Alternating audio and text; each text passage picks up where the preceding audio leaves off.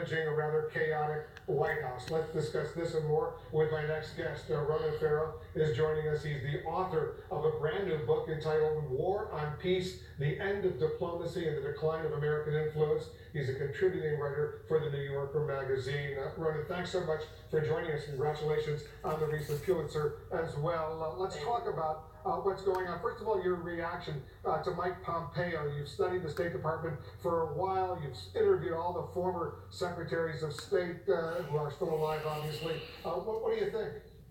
You know, Mike Pompeo is a question mark right now for the workforce at the State Department, the diplomats America has left, and all of the brave whistleblowers who shared their stories of the destruction of the State Department in this book. And what they say is they're immensely hopeful, because they still believe there is time to pull the State Department out of what has really become a nosedive.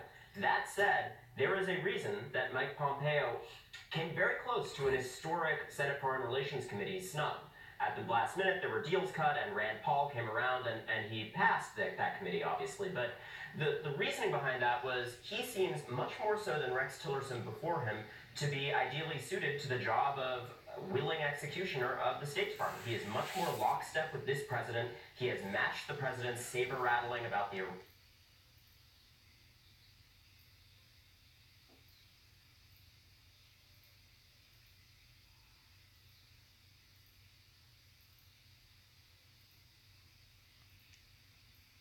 Ronan Farrow is joining us. Okay, now I'm panning back to the TV.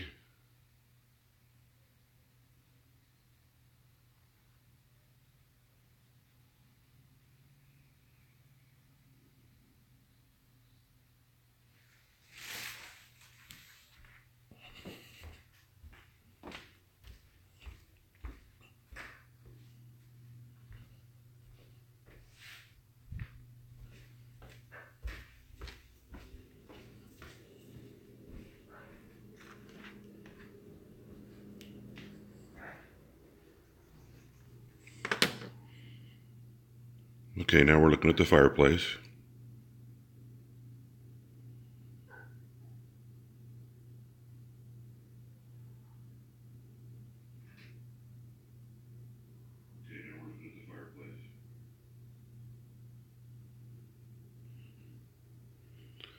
Now we move to the front door.